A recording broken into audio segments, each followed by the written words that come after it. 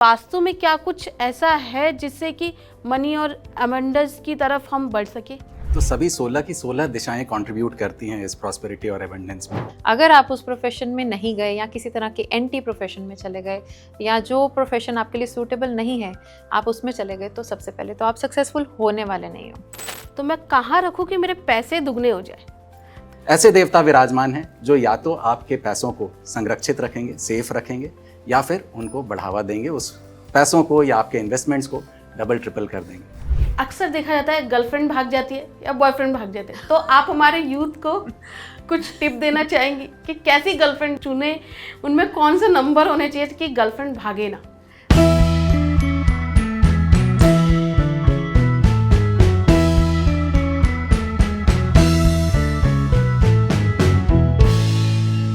पैसे नहीं आ रहे हैं, रिलेशनशिप भी अच्छा नहीं चल रहा है, धोखे भी बहुत मिल रहे हैं, हेल्थ भी अच्छी नहीं है।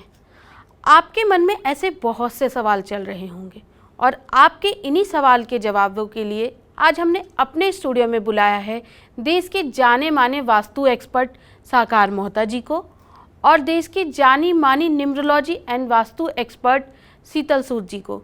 आप दोनों का स्वागत करती हूँ मैं KFE टॉक शो में। नमस्ते सोनी जी। साकार जी, देखिए मैंने जैसे अपना ऑडियंस को बोला है कि भाई पैसों की दिक्कत, तो मेरा सबसे पहला सवाल वही है कि वास्तु में क्या कुछ ऐसा है जिससे कि मनी और अबंडेंस की तरफ हम बढ़ सके?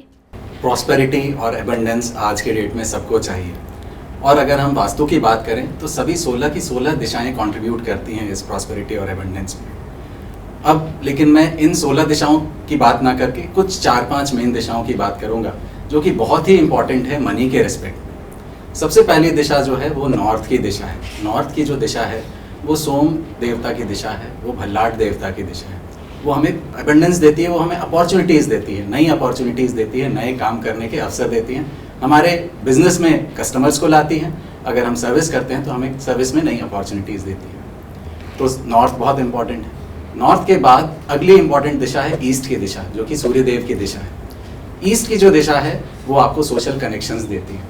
अब आप बिजनेस करें चाहे जॉब करें, सोशल कनेक्शंस चाहिए ही चाहिए, अच्छे कनेक्शंस चाहिए जो कि बिजनेस टर्म्स में आपको वैल्यू दे सके। ईस्ट के बाद साउथ ईस्ट की अगर बात करें तो साउथ ईस्ट कैश फ्लो की दिशा है। अगर आपके पास अपॉर्चुनिटी है, आपने उस पर काम कर लिया, लेकिन आपके पास कैश फ्लो ही नहीं बनी, तो आपका ये सारा जो आपने एफर्ट डाला है वो सब कुछ वेस्ट हो जाएगा। साउथ ईस्ट के बाद साउथ की अगर बात करें तो साउथ आपको नेम एंड फेम देती है, आपको लीडरशिप देती है।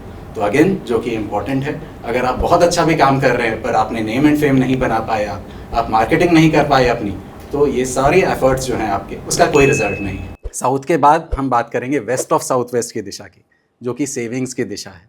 कई बार हमने यही पाया है और आज के डेट में ये बहुत ही कॉमन इशू है कि लोग बोलते हैं कि मैं पैसे तो बहुत कमा रहा हूँ पर हमारे पास कुछ बचता नहीं है।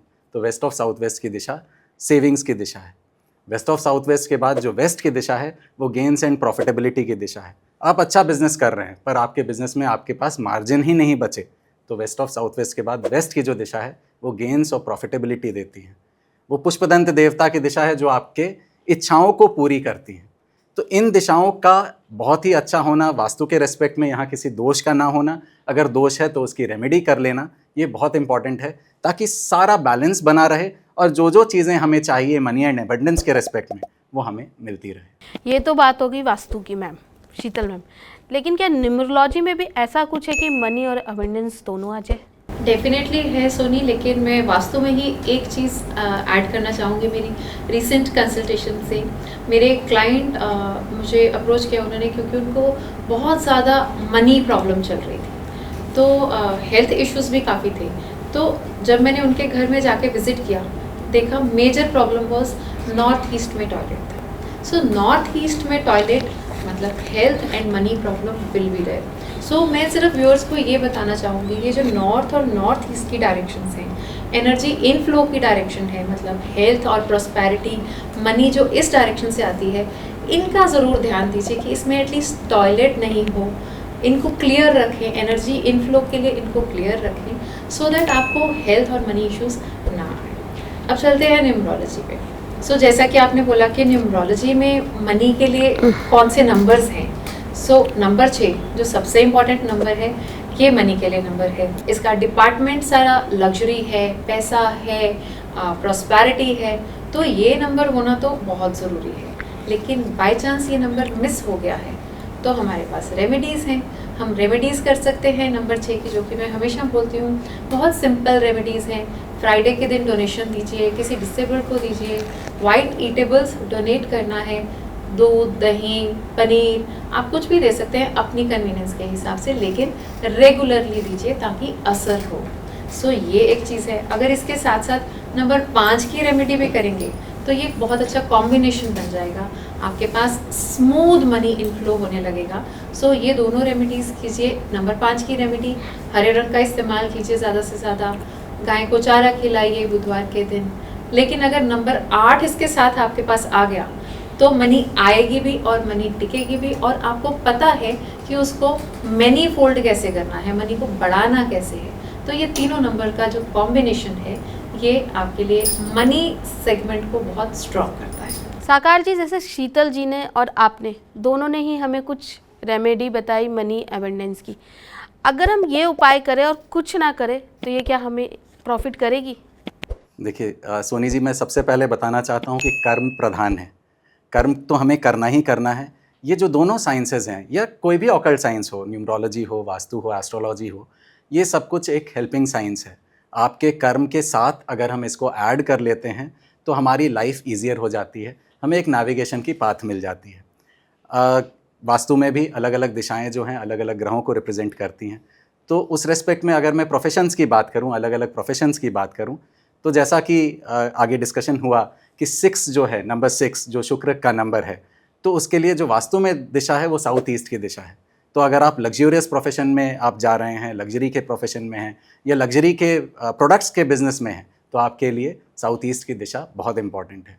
लाइकवाइज अगर आप एक सीए हैं तो सीए क्या करता है, एनालिसिस करता है, दिन भर एनालिस्ट का काम, या किसी भी तरह का आप बिजनेस एनालिसिस का काम करते हैं, बिजनेस एनालिस्ट हैं, तो आपके लिए ईस्ट ऑफ साउथ ईस्ट की डायरेक्शन बहुत इंपॉर्टेंट है।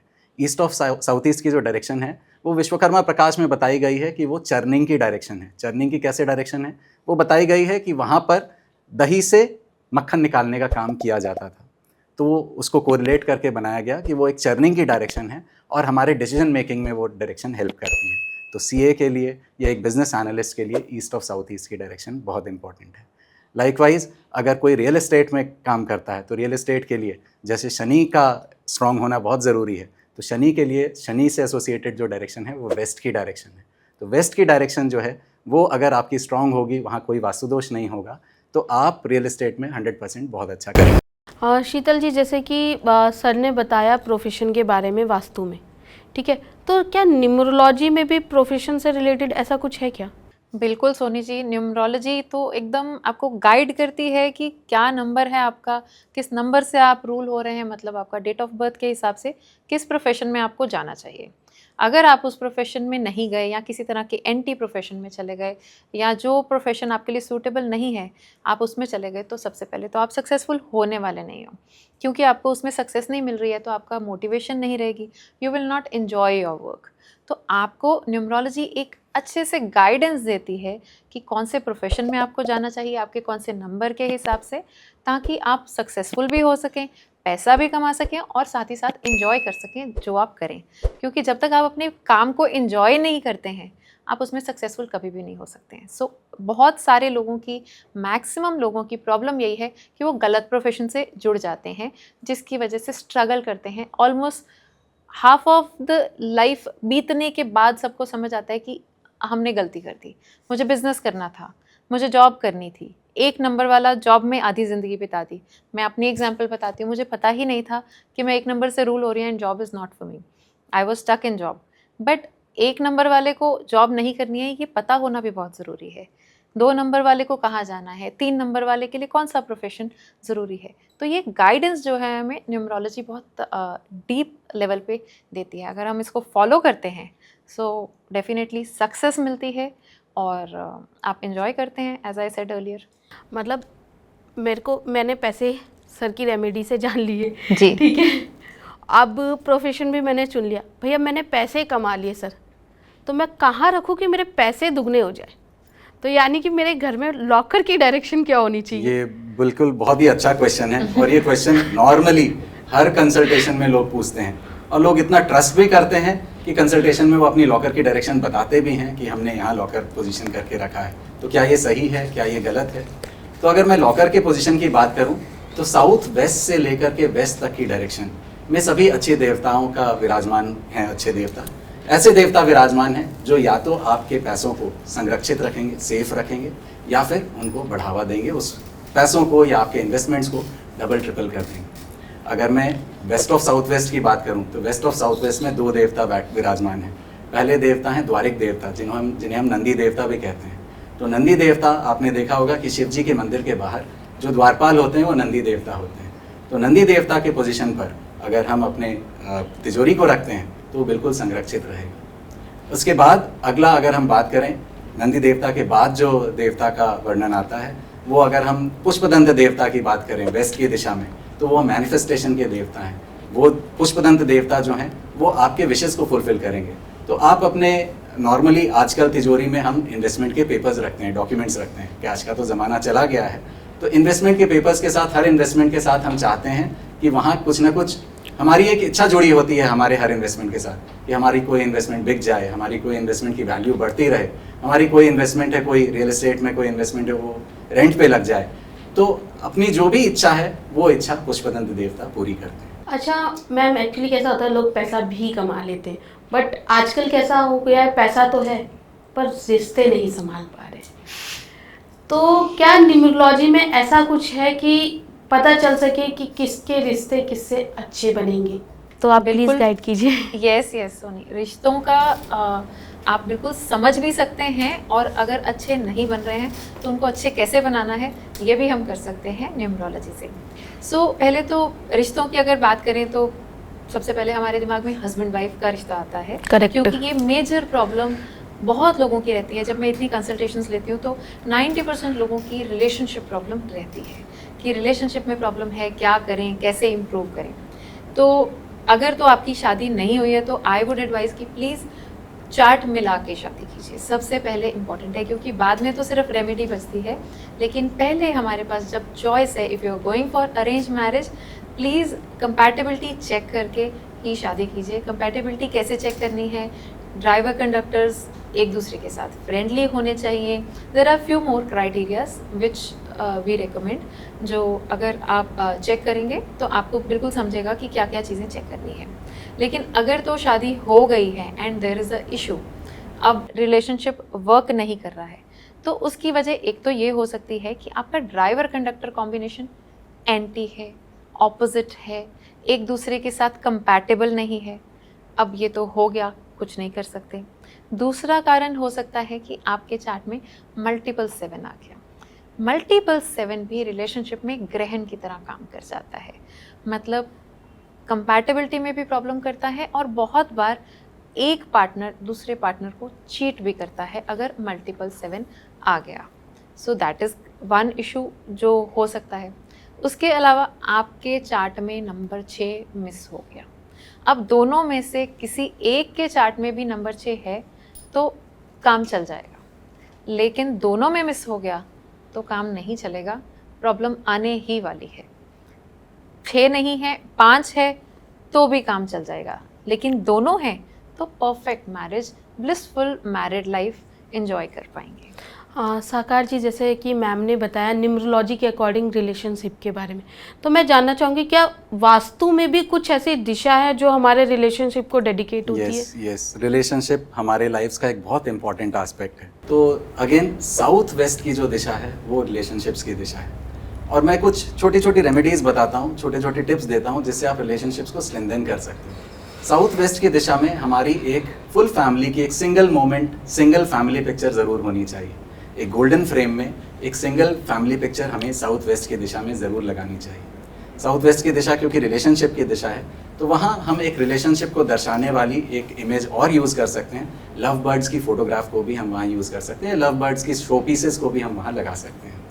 तो साउथ वेस्ट की दिशा को हम एक तो सबसे पहले दोष मुक्त करेंगे, और उसके बाद ये फोटोग्राफ हम अगर लगाएंगे तो हमारे रिलेशनशिप स्ट्रेंथन होंगे। दूसरी बात अगर मैं करूं, ये तो हो गई एक फैमिली के रिलेशनशिप में एक जो रिलेशनशिप बड़ा अनोखा रिलेशनशिप है वो है सास बहू का रिलेशनशिप। करेक्ट। और सास बहू के रिलेशनशिप में अगेन वो चर्निंग वाली जो दिशा है, ईस्ट ऑफ साउथ ईस्ट की दिशा, वो कहीं ना कहीं इफेक्टिव होती हैं। और ईस्ट ऑफ साउथ ईस्ट की दिशा में जहाँ मैंने प्रॉब्लम्स पाई है, वहाँ मैंने देखा है कि सास बहू के रिलेशनशिप में मतलब वो उनका कंप्लेन ही यही था कि हमारे घर में शांति नहीं है। शांति क्यों नहीं है? क्योंकि सास और बहू के डिफरेंसेस हैं। तो सास बहू के डिफरेंसेस के लिए हम ईस्ट ऑफ साउथ ईस्ट को सबसे पहले देखते हैं और उसे अगेन दोष मुक्त करते हैं। तो ईस्ट ऑफ साउथ ईस्ट भी इंपॉर्टेंट दिशा है। साउथ वेस्ट की दिशा ओवरऑल रिलेशनशिप की दिशा है, तो साउथ वेस्ट की दिशा में एक फैमिली पिक्चर जरूर लगानी चाहिए। साकार जी ने जैसे हमें बहुत अच्छे टिप्स दिए हैं रिलेशनशिप को लेके, एक चीज़ और मैं ऐड करना चाहूँगी सोनी, अगर व्यूअर्स कर पाएँ तो बहुत इजी चीज़ है। आप अपने बेडरूम में पिंक कलर का इस्तेमाल कीजिए, चाहे कर्टन्स हैं, बेडशीट्स हैं, तो पिंक कलर वीनस को इन्हांस करता है, जो कि रिलेशनशिप के लिए बहुत ही इम्पॉर्टेंट कलर है। उसके अलावा आप रोज़ क्वार्ट्ज का स्टोन रख सकते हैं, दैट इज़ ऑल्सो जो हेल्प करता है रिलेशनशिप इन्हांसमेंट में। हस्बैंड्स अपनी वाइफ को रोज़ क्वार्ट्ज की ज्वेलरी गिफ्ट भी कर सकते हैं, ये भी रिलेशनशिप के लिए बहुत सूटेबल है। साकार जी, मेरा सवाल आपसे है कि कुछ लोग लिविंग रिलेशनशिप में रहते हैं, ठीक है, वो लोग एक फ्लैट में लेके रहते हैं, तो वहाँ पर भी आजकल कैसा हो रहा है कि उनका रिलेशनशिप बहुत जल्दी टूट जाता है, तो वहाँ पे भी क्या वास्तु इफेक्ट करता है? वास्तु इफेक्ट करता है, पर अब ये लिव इन रिलेशनशिप हो या मैरिड रिलेशनशिप हो, वास्तु उसमें डिफ्रेंशिएट नहीं करता है। Relationship is a relationship. अगर कोई लिव इन रिलेशनशिप में भी रह रहा है तो उसके लिए इंपॉर्टेंट साउथ वेस्ट की ही दिशा है, और साउथ वेस्ट की दिशा से ही उन्हें रिलेशनशिप के एनर्जीज मिलते हैं। अच्छा शीतल मैम, मेरा आपसे ये क्वेश्चन है कि गर्लफ्रेंड बॉयफ्रेंड जी बहुत कॉमन है आज की डेट में तो मुझे ये बताइए कि अक्सर देखा जाता है गर्लफ्रेंड भाग जाती है या बॉयफ्रेंड भाग जाते हैं, तो आप हमारे यूथ को कुछ टिप देना चाहेंगी कि कैसी गर्लफ्रेंड चुने, उनमें कौन सा नंबर होने चाहिए कि गर्लफ्रेंड भागे ना? तो जब आप गर्लफ्रेंड चुने या बॉयफ्रेंड चुने, सबसे पहले न्यूमरोलॉजी के हिसाब से आपके लिए फ्रेंडली कॉम्बिनेशन ज़रूर चुने, एंटी कॉम्बिनेशन ना चुने, क्योंकि वैसा हुआ तो बहुत ज़्यादा देर तक वो शुरू में तो अट्रैक्शन लगेगी, क्योंकि ऑपोजिट्स ऑलवेज अट्रैक्ट्स, बट कुछ देर बाद you will have different paths, तो आप अट्रैक्शन नहीं फील करेंगे, सफोकेशन फील करेंगे, बिकॉज आपकी एनर्जीज मैच नहीं होंगी। तो आप एक कंपैटिबिलिटी ज़रूर चेक कीजिए, चाहे रिलेशनशिप में आप कुछ देर के लिए भी हैं, लेकिन अपने नंबर्स के हिसाब से ही आगे बढ़ें। सर, बात हो गई रिलेशनशिप की, बात हो गई पैसों की, लेकिन अब बात करना चाहूँगी मैं आपके साथ हेल्थ की, कि वास्तु में क्या हेल्थ को लेकर भी कोई डायरेक्शन है क्या? हेल्थ नॉर्मली सबसे पहला एस्पेक्ट है लाइफ का जिसे हमें ध्यान देना चाहिए। अगर हेल्थ है तो सब कुछ है। तो हेल्थ के लिए एक मेंटल हेल्थ और फिजिकल हेल्थ दोनों के लिए अलग अलग डायरेक्शंस बताई गई हैं। फिजिकल हेल्थ नॉर्थ ईस्ट से सटी हुई डायरेक्शन, नॉर्थ और नॉर्थ ईस्ट के बीच में हम कहते हैं नॉर्थ ऑफ नॉर्थ ईस्ट की एक डायरेक्शन है जहाँ भुजंग देवता विराजमान होते हैं। आपने डॉक्टर्स का सिंबल भी देखा होगा तो उसमें भुजंग देवता होते हैं, सर्प देवता होते हैं। तो ऑल्दो वो रोमन माइथोलॉजी से लिया गया है, पर हिंदुज़म में भी सर्प देवता को ही दवाई की देवता या मेडिसिन के देवता बताए गए। तो भुजंग देवता की direction north of north east बहुत इंपॉर्टेंट है। अगेन जल तत्व की डायरेक्शन है, तो वहाँ हमें एंटी एलिमेंट्स यानी कि अग्नि या पृथ्वी वहाँ हमें नहीं डालना है, तो उस तरह से उसको बैलेंस करके रखना है। इसके बाद वास्तु में एक बड़ा ही इम्पॉर्टेंट टॉपिक आता है वास्तु पुरुष का। तो आपने देखा होगा कि एक औंधे मुंह लेटे हुए वास्तु पुरुष आपको दिखेंगे, जिनका सर जो है नॉर्थ ईस्ट में है, पैर साउथ वेस्ट में है, और अलग अलग अंग जो हैं वो अलग अलग डायरेक्शंस में हैं। अगर हम साउथ ईस्ट की बात करें तो वहाँ उनका राइट हैंड, राइट लेग ये जाता है, नीज जाता है साउथ ईस्ट की तरफ। अगर हम नॉर्थ वेस्ट की बात करें तो उनका लेफ्ट हैंड जो है, लेफ्ट एल्बो और लेफ्ट नी जाता है नॉर्थ वेस्ट की तरफ, और साउथ वेस्ट की तरफ जो है वो फुट जाते हैं। तो मैंने कई बार देखा है कि लोग कंप्लेन करते हैं नीज से एसोसिएटेड, राइट नी से एसोसिएटेड, तो प्रॉब्लम साउथ ईस्ट में होती है। लेफ्ट नी से एसोसिएटेड प्रॉब्लम कंप्लेन करते हैं। तो वास्तु पुरुष मंडल का जो आप शरीर देखेंगे तो वो शरीर जिस जिस डायरेक्शन में है उस डायरेक्शन को हमें देखना ज़रूरी होता है, बेस्ड ऑन द कंप्लेंट। ये अगेन जो भी कंप्लेंट आपके क्लाइंट फेस कर रहे होते हैं उसके हिसाब से हम वो देखते हैं। इसके अलावा मर्मा पॉइंट्स का भी कॉन्सेप्ट आता है। तो मर्मा पॉइंट्स ऐसे 108 मर्मा पॉइंट्स हैं। सारे पॉइंट्स इंपॉर्टेंट नहीं हैं, इंपॉर्टेंट है पर हम सबको देख नहीं सकते हैं, तो हम कुछ 32 मर्मा पॉइंट्स को देखते हैं। मर्मा पॉइंट्स पे भी अगर कोई दोष होता है तो वो कई बार एक ही पिन पॉइंटेड जगह पे पेन क्रिएट करता है, पिन पॉइंटेड जगह पे कई बार मल्टीपल फ्रैक्चर्स हो जाते हैं, तो उसके लिए हम मर्मा पॉइंट्स को भी देखते हैं। तो वास्तु अगर इन अ नटशेल बताया जाए, लाइफ के हर एस्पेक्ट के लिए हर डायरेक्शन इंपॉर्टेंट है, और हर डायरेक्शन को प्रॉपरली बैलेंस करना, पंच तत्वों को प्रॉपरली बैलेंस करना, टॉयलेट्स और किचन की एक बेसिक रेमेडी करना, एंटी कलर्स को भी अवॉइड करना, ये सब कुछ अगर हम करेंगे तो हमारे सारे एस्पेक्ट्स जो हैं लाइफ के वो बैलेंस हो जाएंगे। और वो बैलेंस बहुत ज़रूरी है। अगर हेल्थ नहीं है तो वेल्थ भी नहीं होगी, रिलेशनशिप भी नहीं होगी। अगर रिलेशनशिप नहीं है तो अगेन वेल्थ भी नहीं होगी, हेल्थ भी नहीं होगी। तो ये सारे एस्पेक्ट्स जब बैलेंस होंगे, वास्तु का हर डायरेक्शन बैलेंस होगा, तभी एक ओवरऑल ग्रोथ होगी। चलते चलते शीतल जी, मैं आपसे न्यूमरोलॉजी की एक पावरफुल टिप्स पूछना चाहती हूँ हमारे ऑडियंस के लिए। सोनी, आपने बहुत अच्छी चीज़ पूछी। मैं कुछ एक चीज़ें ऐसी बताती हूँ जिसका ध्यान रखेंगे तो 80% प्रॉब्लम्स सॉल्व हो जाएंगी। जैसे कि हरे रंग का ज़्यादा से ज़्यादा इस्तेमाल कीजिए। ये मरकरी का रंग है, बुध का रंग है, बैलेंस का रंग है और सबके लिए अच्छा है, किसी के लिए भी ख़राब नहीं है, सबके लिए प्रॉस्पेरिटी लाने वाला है। तो ये एक चीज़ है। गणपति जी की उपासना कीजिए, ये सबके लिए बहुत रास्ते खोलती है, अपॉर्चुनिटीज़ खोलती है और अगेन मरकरी को स्ट्रॉन्ग करती है। दूसरी चीज़, घड़ी ज़रूर पहने। हम बहुत बार देखते हैं लोग घड़ी पहनना भूल गए हैं, मोबाइल में टाइम देख लेते हैं, लेकिन घड़ी ज़रूर पहने। गोल्डन या गोल्डन सिल्वर स्ट्रैप की घड़ी ज़रूर पहने, सिर्फ सिल्वर मत पहने। सो घड़ी भी अपॉर्चुनिटीज़ को इम्प्रूव करती है, रिलेशनशिप को इम्प्रूव करती है। This is also very very important. साकार जी, बात हो गई न्यूमरोलॉजी टिप्स की जो कि हमें शीतल जी ने दे दी। अब मैं आपसे जानना चाहूँगी कि आप भी कुछ वास्तु की सिंगल एक टिप हमें दीजिए कुछ। बिल्कुल, एक ऐसी टिप मैं देता हूँ। एक विश बोर्ड, हम सब विशेज़ करते हैं, हमारी सबकी अपनी अपनी विशेज़ होती है, हर एस्पेक्ट में विशेज़ होती हैं, हेल्थ से रिलेटेड हो, रिलेशनशिप से रिलेटेड हो, बच्चों की पढ़ाई से रिलेटेड हो। तो एक विश बोर्ड हमें बनानी है। विश बोर्ड हमें कहाँ बनानी है? बिल्कुल वेस्ट की दिशा में, जो कि मैंने बताया पुष्पदंत देवता की दिशा है। पुष्पदंत देवता एक्चुअली ना कुबेर जी के ड्राइवर थे। तो कुबेर जी को जहाँ पहुँचना होता था वो पुष्पदंत देवता को बताते थे कि हमें यहाँ पहुँचा दो। तो हम भी पुष्पदंत देवता को बताएंगे कि हमें कहाँ पहुँचना है। उसमें विश हमें लिखना है प्रेजेंट परफेक्ट टेंस में कि हमारा काम हो गया है, और पुष्पदंत देवता को वो बता देना है कि हमारा काम हो गया है, आप हमारी इसमें मदद करें। तो जब आप ऐसा मैनिफेस्ट करेंगे कि आपका काम हो गया है, तो उस विश को फुलफ़िल होने से कोई रोक नहीं सकता है। तो एक बहुत ही इंपॉर्टेंट टिप है, और मैं अपने सारे क्लाइंट्स को एक विश बोर्ड बनाने ज़रूर बताता हूँ। जो कुछ ऐसे विशेज़ हैं जो हम नहीं चाहते हैं कि डिस्प्ले करें, तो एक पेपर में उस विश को लिखना है, एनवलप में डालना है और वेस्ट की डायरेक्शन में ही उसे रखना है। एकदम प्योर 270 डिग्रीज़ के वेस्ट के डायरेक्शन में उसे रख देना है। तो ये आप हेल्थ हो, अगेन मनी हो, अबंडेंस हो, प्रॉस्पेरिटी हो, बच्चों की पढ़ाई हो, रिलेशनशिप हो, सारे विशेज़ इसमें लिखिए और उसको डाल दीजिए पुष्पदंत देवता के। आपने तो बिल्कुल सही आइडिया दिया है मुझे। यानी अब मेरे साथ साथ हमारी ऑडियंस की रिलेशनशिप, मनी और पार्टनरशिप, ऐसी सारी दिक्कतें दूर हो जाएगी। बिल्कुल। आप दोनों ही हमारे स्टूडियो में आए, हमें बहुत अच्छा लगा। आपने हमारे ऑडियंस के कई सवालों के जवाब दिए, उसके लिए मैं तहे दिल से आपका धन्यवाद करती हूँ। Thank you so much. दोस्तों, आपको भी आपके सवालों के जवाब मिल गए होंगे। अगर आपको आपके सवालों के जवाब नहीं मिले हैं तो आप शीतल जी या साकार जी किसी से भी मिलना चाहते हैं या उनसे कांटेक्ट करना चाहते हैं तो इनके सारी कांटेक्ट डिटेल हमने अपने डिस्क्रिप्शन बॉक्स में दिया हुआ है। अगर आप इनसे जुड़ी हुई कोई वीडियो देखना चाहते हैं तो उसके लिंक भी डिस्क्रिप्शन बॉक्स में है। तो बने रहिए मेरे साथ और देखते रहिए KFE टॉक शो।